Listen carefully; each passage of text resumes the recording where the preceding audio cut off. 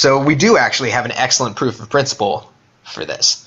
So there is an entirely separate issue, unrelated to global warming, where mankind has in the past influenced the chemistry of the atmosphere on a global scale, leading to an unambiguous effect. In response, when we noticed this problem, we created changes that has been confirmed to fix the situation. So we know that there is a previous example where human activities and industrial activities created a problem with atmospheric chemistry that we then resolved by changing our habits. So this example is the hole in the ozone layer. So now again, this is a separate issue from global warming. This is not related to global warming. This is a separate issue wherein humankind affected global atmospheric chemistry, and it represents a proof of concept that we, as a species, our activities can mess up global atmospheric chemistry, and that with decisive action it can be fixed. So while global warming is caused by carbon dioxide emissions, the hole in the ozone layer was caused by emissions of CFC propellants. So this is a separate and mostly solved problem, but it serves as an excellent case to examine how humankind can interfere with atmospheric chemistry. So in the upper atmosphere, there's something called ozone. So ozone is a chemical composed of 3 oxygen atoms, where the oxygen that we normally breathe is composed of 2 oxygen atoms. So there is a process of conversion in the upper atmosphere between ozone and normal oxygen molecules, and that's a very slow process. There's not a lot of ozone in the upper atmosphere. Ultraviolet radiation reaching the upper atmosphere does some converting of oxygen to ozone, and that ozone mostly sticks around unless it interacts with some other trace chemical that breaks it back down into oxygen. So without any human activity, this process is stable, and there's a small fraction of our upper atmosphere that's composed of ozone. So ozone does something very useful, which is this process absorbs ultraviolet radiation and turns it into thermal energy. That means the ultraviolet radiation from the sun does not make it through the upper atmosphere and does not make it down to the surface.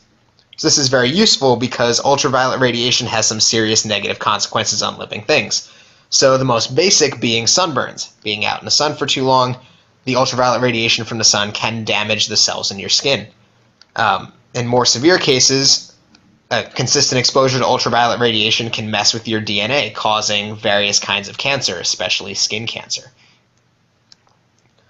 So plants and bacteria also can experience these cellular damage from ultraviolet radiation, meaning that you can damage crops, you can damage soil quality, various forest species, and overall, increased UV radiation from the sun reaching Earth's surface has a lot of negative consequences on life.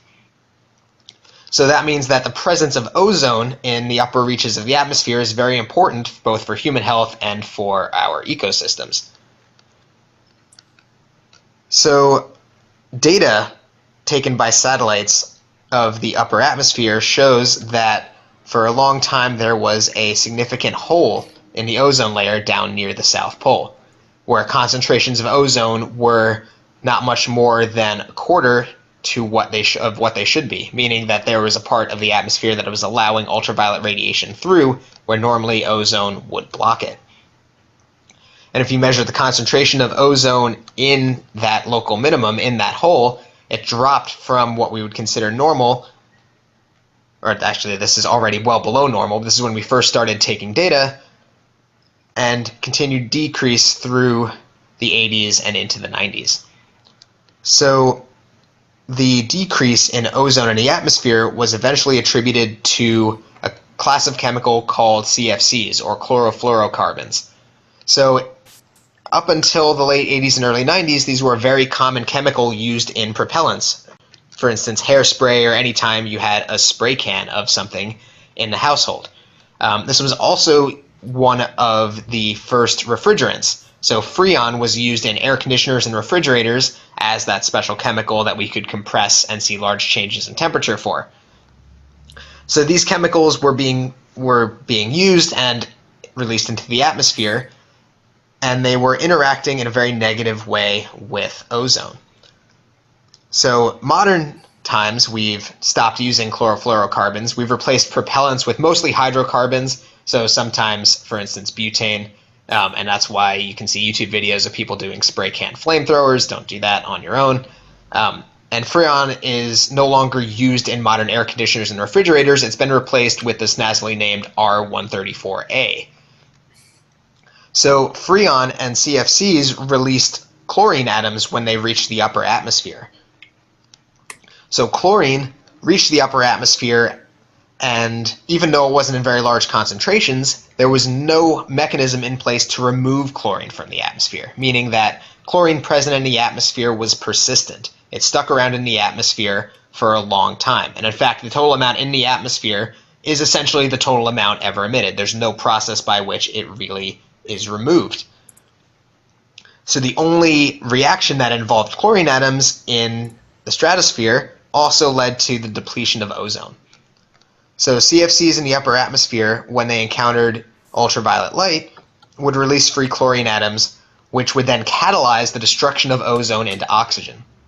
Now, catalyze is a word that means that the chlorine atom is not used up. Its presence allows the reaction from ozone to oxygen to happen more rapidly. But the chlorine atom is still present, meaning that same chlorine atom can go remove another ozone molecule. So a very small amount of chlorine atoms can destroy, or a single chlorine atom can destroy 10,000 ozone molecules or so before it eventually accidentally makes its way back out of the upper atmosphere, back to the surface where it's absorbed by some other convenient reaction. So even a very small amount of these CFCs in the atmosphere was depleting a large amount of our ozone. So that means that we were creating a hole in the ozone layer, which was allowing more ultraviolet radiation to pass through. So once we realized this, which was in around about the 70s, this is actually an excellent case study of government action and working together with scientists to achieve a desired outcome that ended up doing great things for global atmospheric chemistry. So in 1974, the discovery was made that chlorine would destroy ozone in the upper atmosphere. Within a few years, the local government or the U.S. government organizations began a gradual ban of CFCs and aerosols, which ultimately took effect 4 years later in 1978. Within a decade, the Montreal Protocol was signed, meaning that worldwide industry would drastically cut the usage of CFCs. This was also around the time where we had our first satellite data of the upper atmosphere, confirming the existence of a hole in the ozone layer over the Antarctic and providing some serious scientific support for this problem. So eventually, the scientists involved did receive a Nobel Prize in chemistry, and ultimately, by 1996, we had completed a ban on any industrial production of CFCs. So it just shows how, even when there's global agreement and a desire to solve the problem, we still traveled almost 20 years from understanding the problem to completely fixing it. So we can see that the production of fluorocarbons did in fact drop and reach almost zero by around about the mid-1990s. So if we look at the amount of ozone present in the damaged region of the atmosphere, around about 1990, we can see that the amount of ozone in the atmosphere has stopped decreasing and instead has flattened out.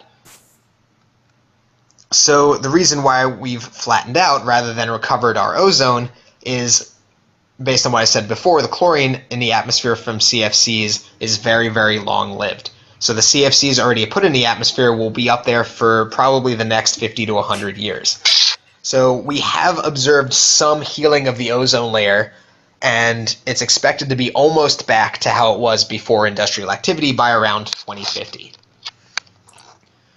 So as a summary, right, we created CFCs as part of our industrial activity, and even though we didn't create that much, maybe 1 part per billion in the atmosphere, that led to a serious chemical reaction which depleted the amount of ozone present, and we had to take decisive action. So we rapidly phased out CFC production, by industries. We stabilized the amount of ozone in the atmosphere, and the problem is expected to be resolved in the next 50 to 100 years as the atmospheric concentration of CFCs decrease.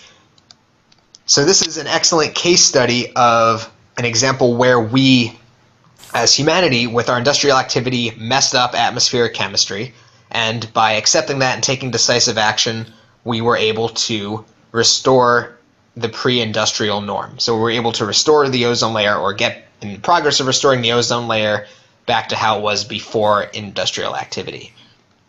So if 1 part per billion in the atmosphere of this chemical can have massive impacts in atmospheric chemistry, leading to problems with all life on the planet, it seems very reasonable that carbon dioxide at hundreds of 400 parts per million, so over 400,000 times as much carbon dioxide in the atmosphere, could conceivably have a serious change to atmospheric chemistry. And so this serves as our example where we have, as humans, by industrial activity in the past, influenced global atmospheric chemistry.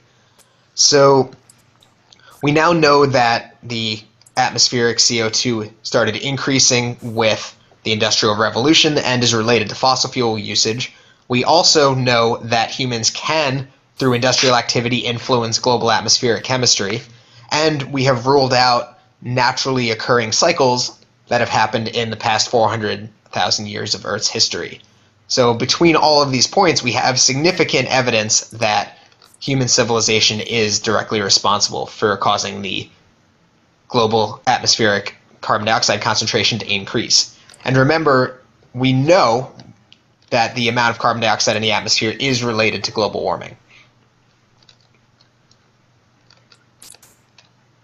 So we talked about this briefly, but some people will remind us that nature emits more carbon dioxide than human activity, and that is in fact true. But the problem with this argument is that natural CO2 emissions are balanced by other sinks. So nature doesn't just emit carbon dioxide into the atmosphere, it also pulls it back out of the atmosphere, whereas human activity only emits carbon dioxide into the atmosphere, and that is unbalanced. So if we look at the exchange between land and atmosphere, without any human activity, there is decomposition of various plant life releases carbon dioxide, and that's balanced out by absorption by photosynthesis. This balance can be tempered with by deforestation. If we remove forests, we remove natural carbon sinks, where carbon dioxide was being sucked out of the atmosphere, then as a result, we are contributing overall to the increase in carbon dioxide in the atmosphere.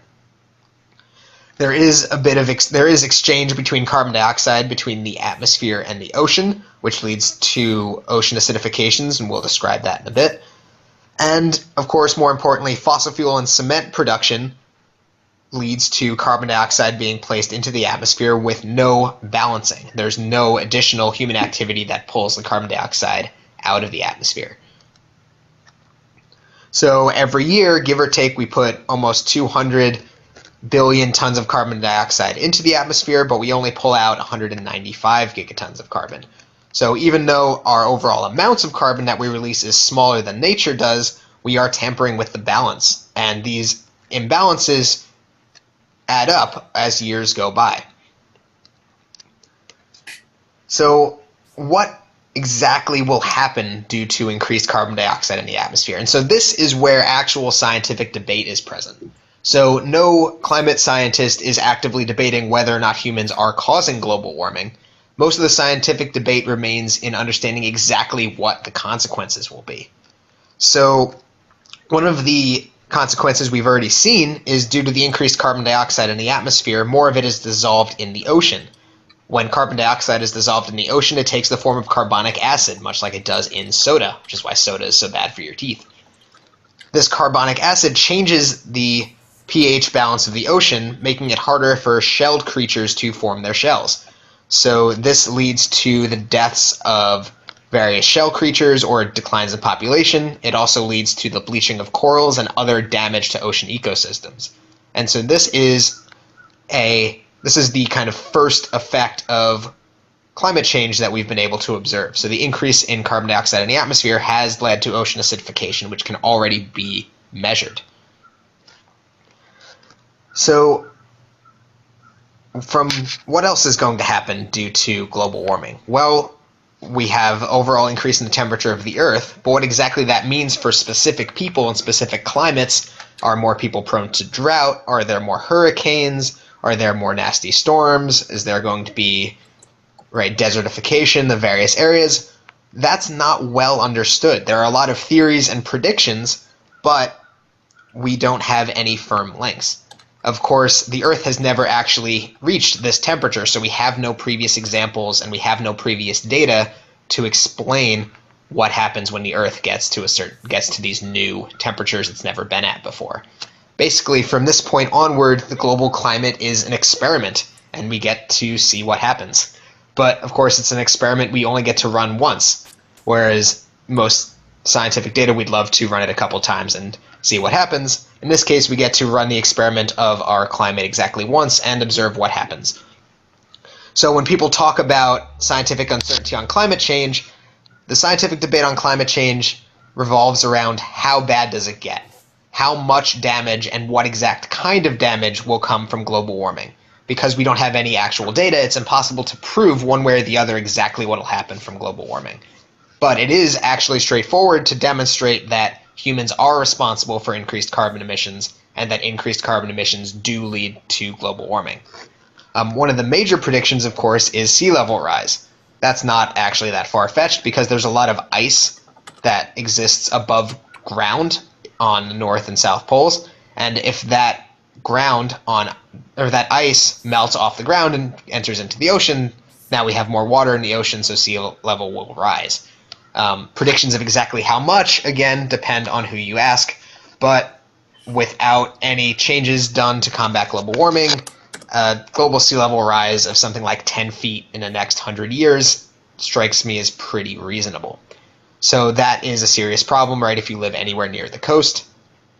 So even if we don't know exactly how bad it could get, it does not seem like we should pretend nothing will happen at all, right? Our predictions may be a little bit worse than what we actually end up seeing. They also could be a little bit generous. Our predictions could maybe be a little bit too conservative, and maybe the actual outcome from global warming will be far worse than we predict.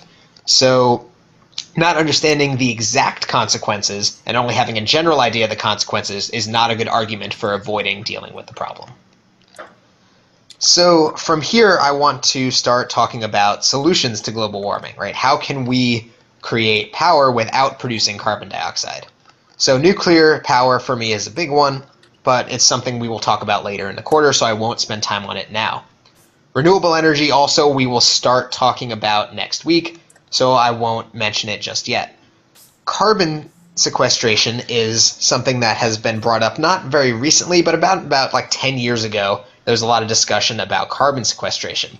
And the idea was that we would still be able to use fossil fuels as long as we captured and stored the emitted greenhouse gases. And you could probably tell from my last couple slides, I am somewhat skeptical about this.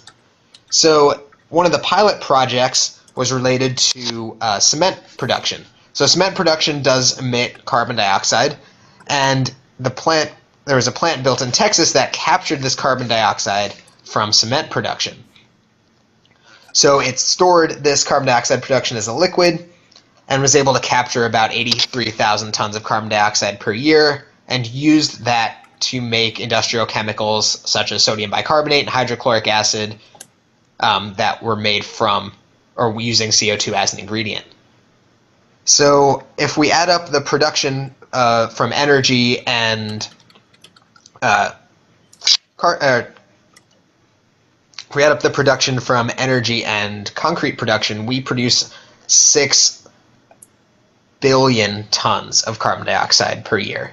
And this project captures 83,000 tons and uses it to make sodium bicarbonate and hydrochloric acid. So we don't need any more sodium bicarbonate and hydrochloric acid, right? We certainly don't need as much as we could if we stored all the carbon dioxide. So what if we actually do with the rest? So one of the commonly thrown around ideas is to turn it into liquid and bury it. So try to pump it underground in formations where hopefully it would not come back up. So there was some studies done as to exactly where you would dump it, and the idea is that with aggressive projects you might be able to dump a total of 1 billion tons by 2025 and 4 billion tons by 2050. But we're putting out 6 billion tons per year, so that means by 2050, even if we did this aggressively, we would not yet have stored even 1 year's emissions of carbon dioxide. And in fact, if you capture 2 billion tons per year and bury it underground, you'd be doing enough burying stuff underground to actually raise the surface of the US by 5 centimeters. So that captures exactly how much volume we would be talking about if we tried to bury this much carbon dioxide. And, right, you might come to some comical conclusion like, oh, this will be great, we just raise the surface of the Earth and that'll combat, the raising sea levels. But of course, if the surface of the Earth is raising by 5 centimeters, what that means is that we probably would be leaking, right? If we store stuff underground and that raises the level of the ground, we probably would see cracks and the stored carbon dioxide leaking back up into the atmosphere. So even if you can do this, and even if you can prove that it won't leak out or cause any other problems, it's not nearly good enough. It's not nearly the right scale. The sheer amount of carbon dioxide being released does not suit itself to this sort of solution. So next week we will be talking about renewable energy and solutions for climate change that we can do. So that'll mean things like solar energy, tidal energy, wind energy, geothermal, hydro, biomass, any kind of energy where we can not emit carbon dioxide as a byproduct. So that's where we're heading next week. All right, so I will see you all next week, and keep in mind that our midterm is this week as well.